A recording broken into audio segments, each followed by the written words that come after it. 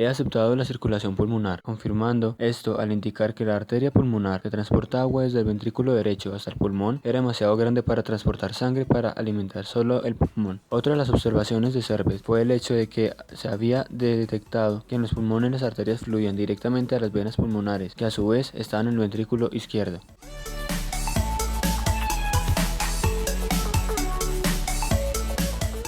Realizado por Hans y Zacharias Janssen en 1590 en Milderburg, Holanda, 25 centímetros de largo y 6 centímetros de diámetro. Se compone de dos tubos de latón, cada uno con una lente que se desliza dentro de otro tubo de latón que permite el enfoque. Se considera el primer microscopio compuesto de la historia. Este microscopio se hace según una copia del original de Janssen, que apareció en un anticuario en París en 1891. Hoy se cuestiona su autenticidad.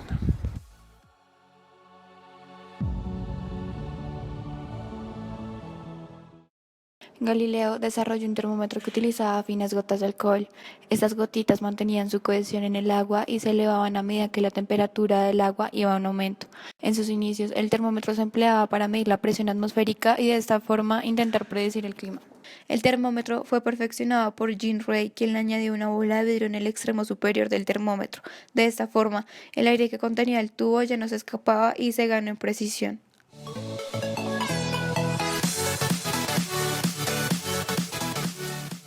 La primera persona que ideó un termómetro cerrado fue Fernando II de Medici, que lo construyó en 1654. Al principio, los termómetros sellados utilizaban agua o alcohol o mezclas de ambos, pero estos fluidos emitían vapores que producían efectos de presión. El físico Daniel Gabriel Fahrenheit trabajó al principio con termómetros de alcohol, pero en 1743 hizo el avance clave cuando se usaba mercurio.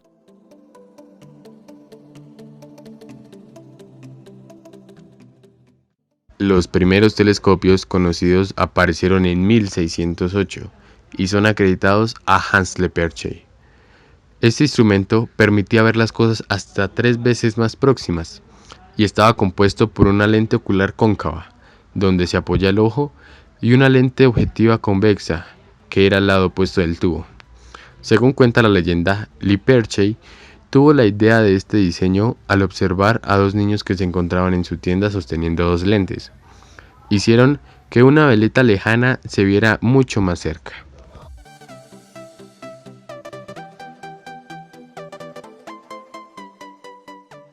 Jean-Baptiste Denis fue un médico francés que en 1667 hizo la primera transfusión exitosa de sangre a un ser humano. El beneficiario de la transfusión fue un joven de 15 años al que se le había practicado una sangría excesiva con sanguijuelas.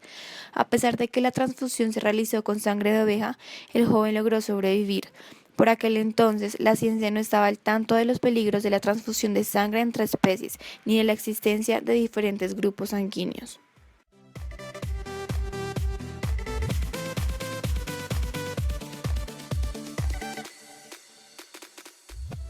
Fue una invención que hizo famoso al alemán William Schickard, después de encontrar una carta donde envió planes para una protocalculadora. Este dispositivo se basaba en el movimiento de 6 ruedas dentadas que enganchaban la rueda mutilada, lo que permitía cada giro completo, que la rueda a su derecha diese la 10ª parte del giro. Fue entonces precedido por la máquina mecánica de la placa del francés Blaise Pascal, llamado Pascaline. El mecanismo fue operado por una serie de discos de la rueda, que llevaron números marcados de 0 a 9 en sus circunferencias.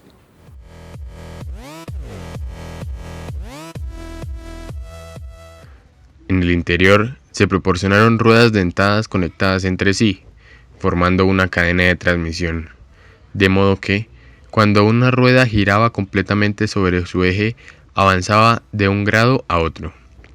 Las ruedas representaban el sistema de numeración decimal.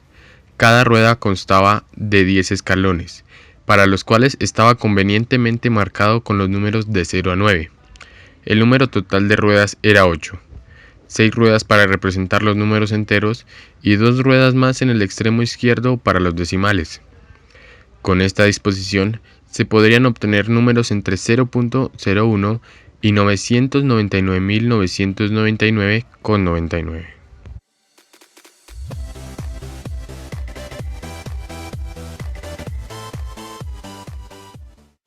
El ingeniero e inventor mecánico James Watt introdujo numerosas mejoras en la máquina de vapor, como la producción de movimiento rotatorio, el pistón de doble acción, el indicador de presión y el control centrífugo automático de la velocidad de la máquina.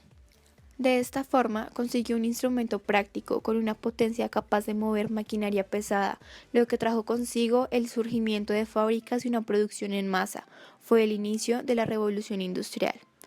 Las aplicaciones prácticas de las máquinas de vapor fueron muy importantes en la minería, donde se utilizaron sobre todo como dispositivos de accionamiento de las bombas destinadas a evacuar el agua de las galerías profundas, aunque desde muy pronto también se emplearon como máquinas de elevación, transporte y extracción.